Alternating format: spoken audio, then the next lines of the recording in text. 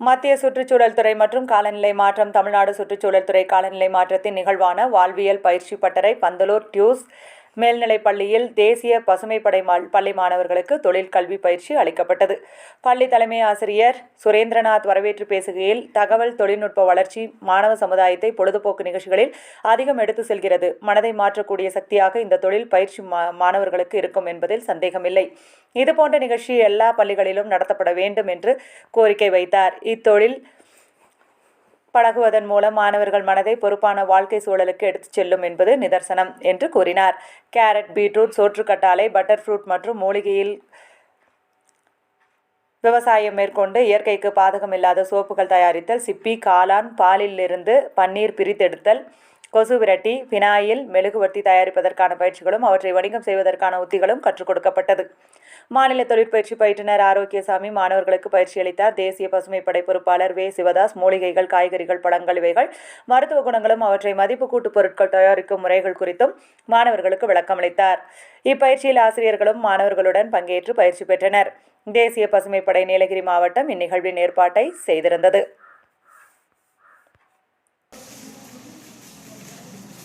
இது ஒவ்வொரு ஸ்டெப்பாக உங்களுக்கு அந்த வேக வைக்கிறது, அந்த ப்ராசஸ் பண்ணுறது ஒவ்வொரு விஷயமா உங்களுக்கு காமிச்சிருக்கணும். அதுதான் ப்ராக்டிக்கலாக சொல்லணும்.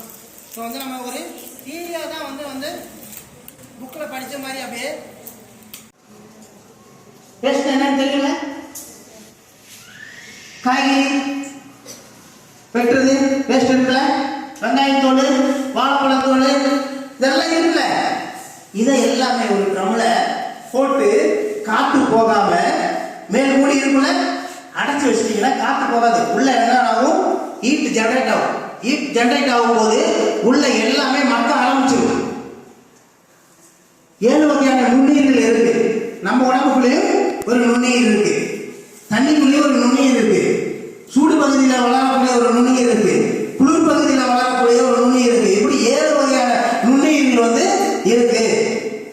அந்த நுண்ணுயிர் தான் அந்த சூடு பகுதியில் வளரக்கூடிய நுண்ணுயிர். அந்த நுண்ணுயிர் என்ன ஆகும்? நம்ம போடக்கூடிய ஒவ்வொரு வேஸ்ட்டும் சாப்பிட்டு அதை மக்க வச்சு ரீசைக்கிளிங் ஆகி உரமா மாறும். அதுலேருந்து கேஸ் உருவாகும். அதை வேணா வெளியே தனியாக பிரித்து எடுக்கலாம். வேண்டாம்னா அப்படியே வச்சுக்கிட்டீங்கன்னா என்ன ஆகும்? உரமா மாறும்.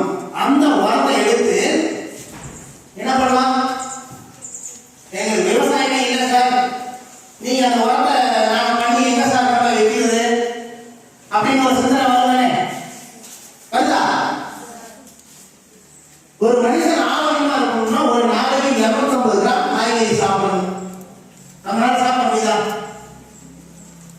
ஏன்னா விலைவாசி அங்கதான் இருக்கு இல்லையா? சாப்பிட முடியாது, வாங்க முடியாது. நம்ம கஷ்டத்துல இருக்கிறோம், வாங்க முடியாது. நீங்களே அந்த இந்திய அரசாங்கத்தினுடைய சுற்றுச்சூழல் மையங்கள் இணைந்து மாணவர்களுக்கான லைஃப் ஸ்கில் ட்ரைனிங், வாழ்க்கை முறை பயன்பாட்டு பொருள்களுக்கான ஒரு ட்ரைனிங் கொடுக்குறாங்க. இது பேசிக்கலி ரொம்ப நல்ல ஒரு ப்ரோக்ராம், நல்ல ஒரு திங்கிங். இதை முன்னெடுத்து எல்லா பள்ளிகளுக்குமே விரிவுபடுத்தி எல்லா குழந்தைங்களுக்குமே மேக்சிமம் இதை கொடுக்கணும் அப்படிங்கிறது எங்களுடைய வேண்டுகோள். அதுவும் பிரத்யேகமாக எங்களை மாதிரி மலை மாவட்டத்தில் இருக்கக்கூடிய பின்தங்கிய மாணவர்களுக்கு அவங்களுடைய வாழ்க்கையில் ஒரு தொழில் முனைவோராக மாறணும் அப்படிங்கிறதுக்கு இது ரொம்ப ஒரு ஹெல்ப்ஃபுல்லான ஒரு தூண்டுதலாக அமையும் பள்ளி பருவத்திலேயே. ஏன்னா எல்லாரும் நினைக்கலாம் பள்ளிக்கூட பசங்களுக்கு இந்த ட்ரைனிங்கை கொடுத்துட்டு என்ன பண்ண போகிறாங்க அப்படிங்கிறது. ஆனால் இதில் என்ன நெகட்டிவ் இல்லாத ஒரு விஷயம் பாசிட்டிவாக பார்க்கணும் அப்படின்னா, பள்ளிக்கூட வயசுலேயே அந்த மாணவர்களுக்கு தொழில் முனைவோராக மாறுறதுக்கு கவர்மெண்ட்டை டிபெண்ட் பண்ணாமல் செல்ஃபாக அவங்களால என்னெல்லாம் பண்ண முடியும், அதற்கு எவ்வளவு வழிகள் இருக்குது அப்படிங்கிறது இந்த ஒரு ட்ரைனிங்கில் அழகாக சொல்லி கொடுத்துருக்காங்க இன்றைக்கி. ஸோ இந்த மாதிரியான ட்ரைனிங்ஸ் எல்லா பிள்ளைங்களுக்கும் மேக்ஸிமம் கிடைக்கிறதுக்கு அவைலபிலிட்டி இருந்தால் அரசாங்கங்கள் இந்த ஒரு ட்ரைனிங்கை விரிவுபடுத்தி மாணவர்களிடத்தை கொண்டு சேர்க்கணும் அப்படிங்கிறது ரொம்ப முக்கியமான விஷயம்.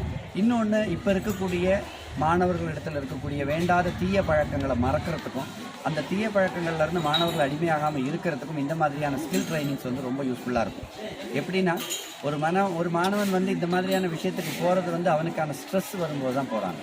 ஸோ அந்த ஸ்ட்ரெஸ்ஸை தாண்டி அவனுக்கு படிப்போடு சேர்ந்து இந்த மாதிரியான ஒரு விஷயத்தை கொடுக்குறாங்க. அப்படிங்கும்போது அந்த மாணவனுடைய மனநிலை மாறுபடுவதற்கும் அந்த நல்ல மனநிலையில் மாணவனான ஒரு தொழில் முனைவோராக மாறணும் அப்படிங்கிறதுக்கும் இந்த ட்ரைனிங் ரொம்ப எளிமைப்படுத்தப்பட்ட ஒரு முயற்சியாக இருக்குது.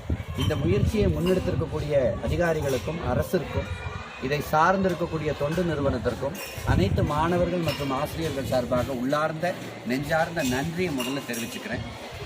இந்த நிகழ்வை மென்மேலும் சிறப்படைய செய்வதற்காக அனைத்து பள்ளிக்கூடங்களுக்கும் அனைத்து விதமான மாணவர்களிடையேயும் இதே மாதிரி இந்த நிகழ்வை பெற்றோர்களிடத்துக்கும் எடுத்துகிட்டு போயிட்டு பெற்றோர்களையும் தன்னிறைவடைந்தவர்களாக தொழில் முனைவர்களாக மாற்றணும் அப்படிங்கிறது ரொம்ப முக்கியமான ஒரு விஷயமா இதில் நாங்கள் கருத்தை பதிவிடறதுக்கு விரும்புகிறோம். ஸோ இந்த பயிற்சியை இதோட நிப்பாட்டாமல் மாநிலத்தில் உள்ள அனைத்து பள்ளிகளுக்கும் விரிவுபடுத்தப்பட வேண்டும்.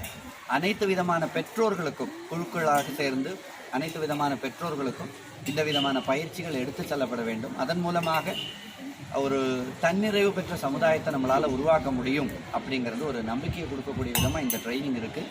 ஸோ இன்றைக்கி கொடுத்துருக்கக்கூடிய ட்ரைனிங்ஸ் சோப்பு உருவாக்குறதாகட்டும், ஃபெனாயில் உருவாக்குறதாகட்டும், இல்லை காளான் வளர்ப்பு முறையாகட்டும், இந்த மாதிரி பயிற்சிகள் எல்லாருமே அதுவும் ஆர்கானிக்கோடு சேர்ந்து செயற்கையான சாயங்களோ செயற்கையான கெமிக்கல்ஸோ இல்லாமல் இயற்கையான முறையில் ஆர்கானிக் சேர்ந்த விஷயங்களை எப்படி எடுத்து செய்கிறது அப்படிங்கிறது மிக முக்கியமான ஒரு விஷயமா இன்றைக்கி எடுத்து சொல்லியிருக்கிறீங்க. ஸோ இந்த ஒரு மாற்றங்கிறது மாணவர்களிடத்தில் விதையாக போடப்படுகிறது. இந்த விதையானது மற்ற பள்ளிகளுக்கும் பரவி அனைத்து விதமான மாணவ செல்வங்களுக்கும் இது சென்றடைய வேண்டும். இதை பெற்றோர்களுக்கும் விரிவுபடுத்தி பெற்றோர்களையும் தொழில் முனைவோர்களாக மாற்ற அரசாங்கமானது உதவி செய்தால் மிக நன்றாக இருக்கும் அப்படின்னு சொல்லிட்டு வாய்ப்புக்கு நன்றி கூறுகிறேன். நன்றி.